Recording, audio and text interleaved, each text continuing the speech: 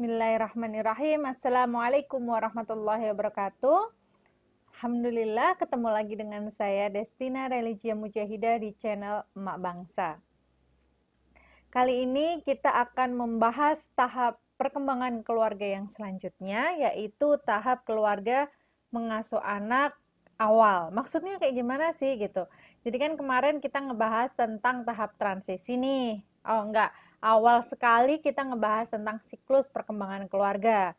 Nah, kemudian kita ngebahas tentang tahap transisi. Kemudian kita ngebahas tentang tahap memulai pernikahan gitu. Kemudian kita saat ini di step yang ketiga, di tahap yang ketiga kita membahas tentang bukan cara mengasuh anak ya, tapi bagaimana melalui tahap menjadi orang tua baru gitu, menjadi orang tua baru di kelahiran anak pertama. Nih, Duval mengatakan bahwa tugas perkembangan keluarga yang awal mengasuh anak itu dibagi menjadi dua dimensi, yaitu dimensi anak dan dimensi orang tua gitu. Jadi bagaimana dimensi seorang bayi gitu dan bagaimana dimensi untuk menjadi orang tua baru. Kemudian setiap keluarga ini memiliki pengalaman yang berbeda-beda dalam prosesnya. Ya, saya pun mengalami sendiri gitu. Jadi kemarin itu ketika hamil, saya hamil di usia pernikahan 2 tahun sekian bulan. Dengan penuh lika-liku, saya bleeding, pendarahan, bahkan sampai opnam, karena memang pelekatan anak saya ke dinding rahim itu menurut dokter itu kurang kuat gitu. Jadi bukan masalah di rahimnya, tetapi masalah pelekatan janin di rahim gitu. Itu kurang kuat, akhirnya membuat saya bleeding terus sampai usia 7 bulan itu saya masih bleeding, dan akhirnya itu saya bed rest dari usia 1 sampai 4 bulan kehamilan itu saya benar-benar ada di kasur tok gitu, ngapa-ngapain di kasur. Kemudian usia 5 bulan sudah mulai bisa jalan bentar. Usia 7 bulan itu udah benar-benar enjoy gitu. Karena apa? Usia 8 bulan kalaupun harus lahir gitu, harus karena memang sering kontraksi, harus lahir, anaknya nggak masalah, nggak semua organ tubuhnya itu sudah siap, sudah hampir matang gitu, jadi nggak masalah, dan bleedingnya pun berkurang. Oke, kemudian pentingnya belajar tentang perkembangan keluarga adalah untuk mempersiapkan diri dan menambah wawasan agar persiapan menikah kita nanti itu bisa berjalan dengan baik. Oke, mungkin akan ada konflik, tetapi konflik itu akan akan dapat diminimalisir begitu. Karena apa? Kita sudah belajar ilmunya. Jadi kalau kita nggak belajar ilmunya, kita nggak bakalan bisa terbayang nih. Oh, mungkin akan ada konflik Jadi kita nggak bakalan bisa mengantisipasi itu semua karena memang kita nggak ada bayangan gitu loh. Nih kan, dan juga untuk menghindari persimpangan atau kesalahan yang ada di dalam keluarga gitu. Jadi kalau kita sudah belajar, kita tahu ilmunya, kita sudah kebayang gimana konfliknya gitu, akan enak ke depannya. Tapi kalau kita kita nggak belajar, otomatis kita nggak tahu ilmunya, kita enjoy aja, tiba-tiba menikah dan ada konflik. Ternyata pasanganku itu selama ini hanya pakai topeng. Ternyata dia nggak seromantis yang selama ini aku pikir. Ternyata. Akhirnya apa? Banyak kekecewaan di situ. Tidak bisa memahami satu sama lain. Tidak ada komunikasi dan akhirnya bisa berujung pada perceraian. Begitu. Nah, kemudian dimensi orang tua. Duval tadi kan mengatakan memang dimensi dalam tahap perkembangan keluarga awal dengan anak usia 0 sampai 2,5 tahun itu dibagi menjadi dua dimensi. Dimensi orang tua dan juga dimensi anak. Kita akan membahas terlebih dahulu dimensi orang tua. Yang pertama, tugas orang tua itu apa? Yang pertama adalah rekonsiliasi penyesuaian peran. Jadi, seperti yang sudah saya katakan di video sebelumnya, bahwa yang lahir itu tidak hanya anak, tidak hanya bayi, tetapi seorang istri lahir menjadi ibu, seorang ayah, seorang suami itu lahir menjadi seorang bapak, seperti itu. Kemudian yang kedua, menerima dan menyesuaikan tuntutan sebagai ibu muda gitu. Itu nggak mudah loh. yang awalnya kita itu cuman ngurusin diri sendiri gitu. Apalagi bagi mereka yang memang awal menikah langsung hamil, kemudian dalam tanda kutip pacaran sama suaminya itu belum belum lama, ataupun yang memang biasanya mereka sudah menunggu lama 3 tahun sampai 5 tahun yang memang belum dikaruniai anak, kemudian harus mengurus anak gitu ya, yang sebenarnya waktunya selama ini itu dihabiskan untuk dirinya dan juga pasangannya dan juga untuk karir, kemudian benar-benar harus menerima seorang anak, kedatangan seorang anak yang nggak bisa apa-apa, belum bisa ngomong, bisanya hanya nangis gitu ya, lapar nangis, pup nangis, pipis nangis, minta dipeluk nangis, kita belum bisa memahami bahasa bayi, itu nggak mudah ternyata. Mungkin dulu belum terfikirkan oleh saya karena mungkin memang itu saya belum punya ilmu tentang itu. Ternyata berat sekali, Masya Allah berat sekali. Makanya kenapa seorang ibu itu rawan terkena baby blues, bahkan postpartum syndrome, itu ya karena memang dia itu belum mempunyai ilmu untuk menjadi seorang ibu gitu. Jadi perlu dipersiapkan deh teman-teman yang mau jadi seorang ibu itu harus dipersiapkan jauh-jauh hari sebelum dia melahirkan. Karena kalau sudah melahirkan, kita harus benar-benar bisa mempraktekkan itu. Tidak ada lagi waktu untuk belajar gimana cara gantiin popok, gimana cara ngenimang-nimang dia, gimana agar hati kita itu bisa tenang, agar anak kita juga bisa tenang ketika digendong sama kita dan lain sebagainya. Itu harus kita pelajari sebelumnya. Harus kita pelajari sebelum kita melahirkan dan punya anak. Nggak sabar lah, kasihan anak kita nanti kalau kita mau ngebedong aja harus nunggu tutorial YouTube misalkan gitu. Jadi memang ilmu itu harus ada sebelum sebelum anak lahir agar minim depresi gitu ya, agar minim stresor, agar kita tidak menjadi stres. Nah, kemudian yang ketiga, belajar merawat bayi dengan kompeten nih kan, benar. Kemudian yang keempat adalah membangun dan mempertahankan rutinitas keluarga yang sehat gitu. Dan ini memang tidak mudah, jujur pribadi tidak mudah gitu. Apalagi untuk keluarga yang seperti saya dalam tanda kutip kalau orang Jawa bilang sundulan. Jadi anak pertama itu belum cukup belum cukup besar, dia akhirnya punya adik. Itu memang untuk mempertahankan rutinitas keluarga yang sehat itu nggak mudah gitu. Yang kakaknya masih butuh kasih sayang intens, sementara adiknya newborn itu sudah ada. Itu nggak mudah gitu, apalagi untuk seorang wanita yang memang karakteristiknya dia diciptakan sebagai makhluk yang lemah. Kemudian yang kelima adalah memberikan kesempatan penuh untuk perkembangan anak. Jadi kita harus menstimulasi anak di 0 sampai 5 tahun sebenarnya. Karena apa? Masa-masa itu disebut sebagai masa golden age. Masa-masa emas dalam menstimulasi anak. Yang keenam adalah berbagi tanggung jawab orang tua dengan suami. Nah, ini penting banget ya teman-teman semuanya. Jadi sebelum nikah, aduh please banget cari partner suami, calon suami yang memang dia itu tidak hanya cakepnya tok, tidak hanya kayanya tok, tetapi carilah yang memang itu bisa menjadi partner kita. Tidak hanya menganggap bahwa urusan domestik, urusan rumah tangga, mencuci, memasak, bersih-bersih rumah dan lain sebagainya itu adalah urusan istri, tetapi urusan bersama termasuk dalam hal mengasuh anak.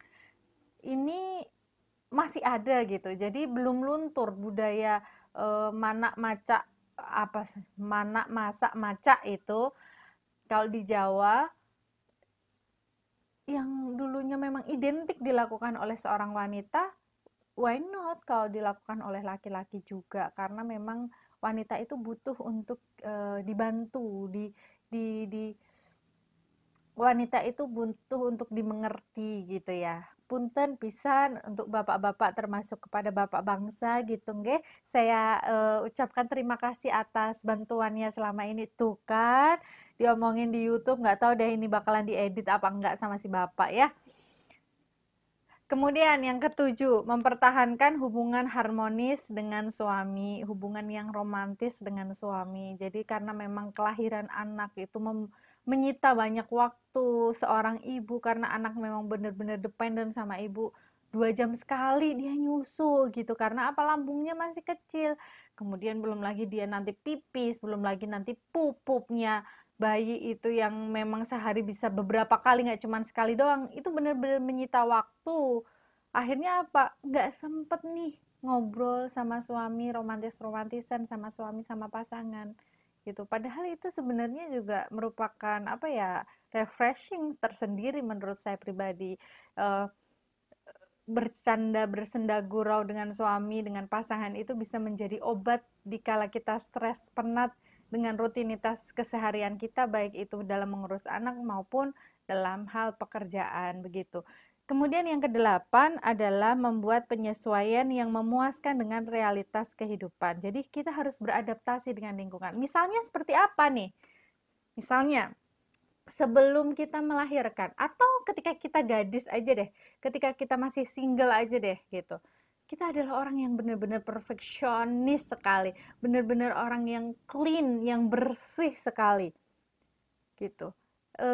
Kayak misal saya pribadi, contohnya adalah nggak jauh-jauh dari diri saya sendiri karena memang saya ngelihat mengalami sendiri buka kertas aja nih gitu ya buka kertas aja tuh bener-bener harus pelan-pelan biar apa biar kertasnya itu nggak lecek biar kertasnya itu nggak kucel itu saya dulu tapi ketika sekarang nih saya sudah menikah apalagi saya sudah punya anak saya toddler gitu ya usia 2 tahun lebih dikit ya udah harus menerima kalau kondisi rumah harus berantakan kemudian buku-buku yang dia punya yang anak saya punya itu harus benar-benar berantakan bahkan apa namanya lecek sampai benar-benar terpisah dari bukunya jadi apa sih lepas dari bukunya halaman-halamannya itu ya udah kita harus menerima itu karena memang fasenya adalah dia sedang mengeksplor eh, dunianya gitu. Jadi ya saya pribadi harus berusaha untuk lebih EGP, lebih cuek lagi agar apa? Saya sehat secara mental begitu. Kemudian yang kesembilan adalah menjaga kehidupan ibu muda melalui otonomi pribadi. Jadi kita punya hak otonom terhadap diri kita. Misalkan jam sekian sampai jam sekian gitu ya. Saatnya mandi gitu. Kenapa sih itu spesial? Mungkin teman-teman di sini bagi yang belum menikah gitu. Saya dulu juga nggak percaya sih bagi yang belum menikah atau yang memiliki anak mandi dengan tidak diganggu oleh anak dalam artian tangisan anak, kemudian gedor-gedornya anak itu masa sih kayak gitu bisa bikin kita refresh gitu. Saya dulu nggak percaya itu gitu. Saya dulu nggak percaya kayak gitu teman-teman semuanya. Ternyata saya merasakan sendiri mandi dengan air anget tanpa tangisan anak, tanpa rengekan anak, tanpa eh, anak-anak saya gedor-gedor pintu, tanpa memikirkan itu semua. Walaupun cuma 5 menit, 10 menit, itu tuh bener-bener bikin saya lebih refresh gitu. Masya Allah sekali. Ternyata sereceh ini bentuk relaksasinya seorang emak-emak gitu. Dulu saya nggak percaya, tapi ternyata saya membuktikan sendiri. Dulu saya mikir, emang bisa ya cuman mandi air hangat aja bisa refresh gitu amat sih? Lebay banget. Tapi ternyata sekarang Masya Allah, saya pun merasakan sendiri. Walaupun itu cuma 5 menit, 10 menit bisa bikin saya refresh, lebih tenang gitu. Jadi kita punya me time. Jadi titip deh anak bentaran sama suami. Jadi jangan sungkan minta tolong sama suami.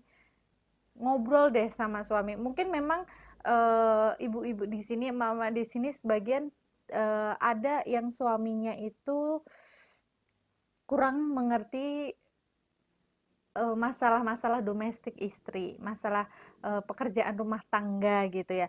Nah, coba komunikasikan sama suami ketika waktu mau tidur gitu atau ketika berduaan lagi rileks bilang keluh kesahkan itu, bah kayak gini kayak gini kayak gini dan lain sebagainya.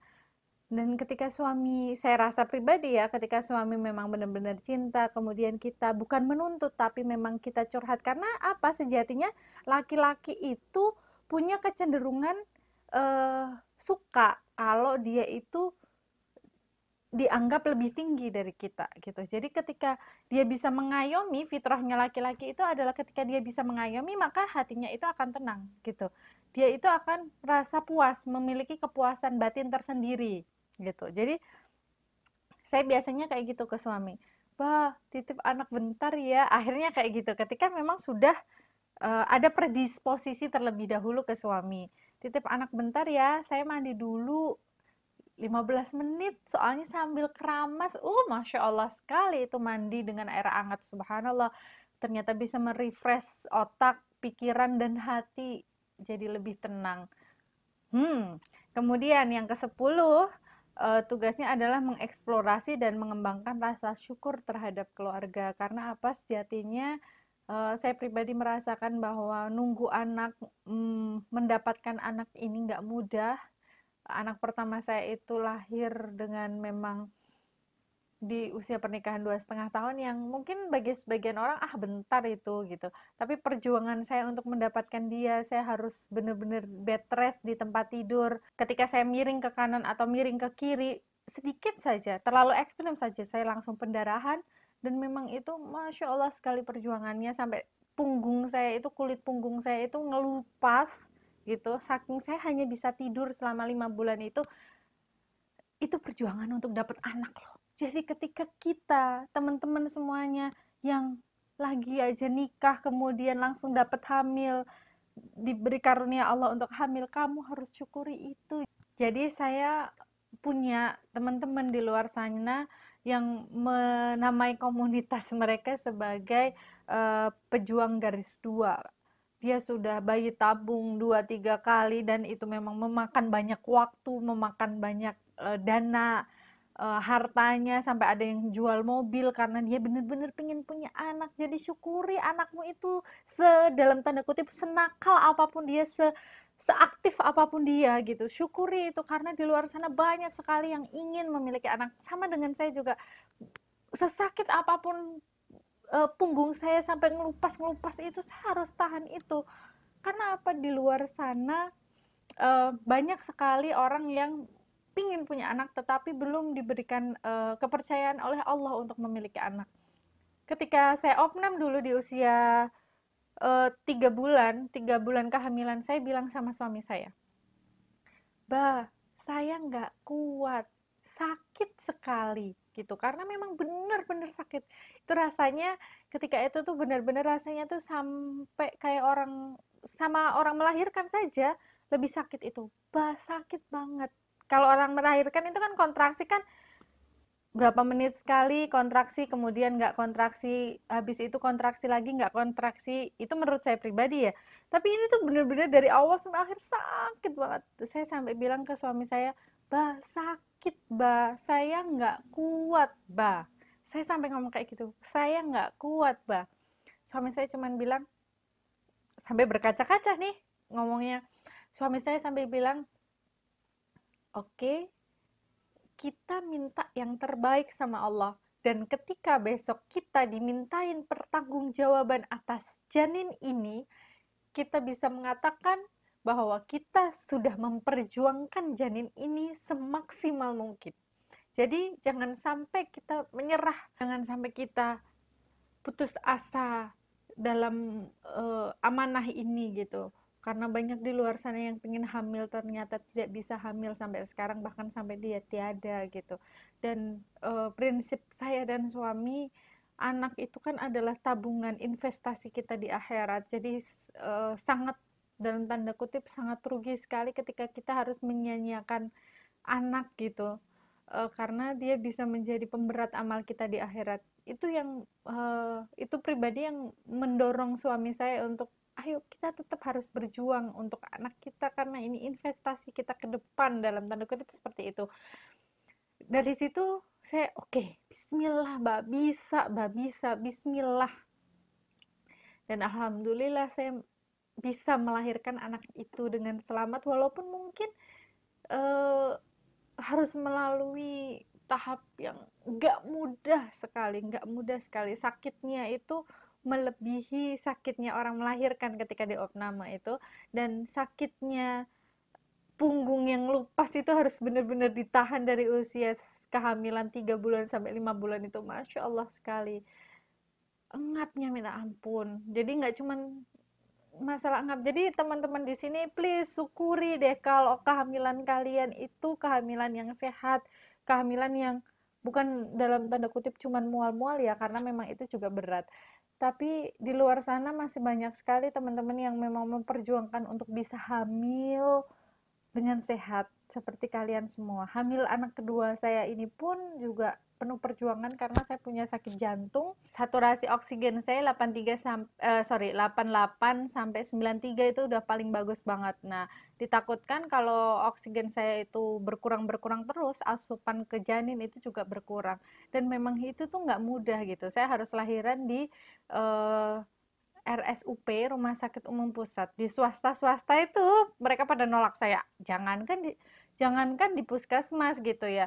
Di swasta aja rumah sakit swasta yang bagus-bagus saja menolak saya karena mereka merasa takut untuk membantu saya dalam persalinan karena memang kehamilan dan persalinan saya itu sangat beresiko. Akhirnya saya harus dirujuk ke rumah sakit pendidikan gitu seperti Sarjito, Muardi gitu-gitu.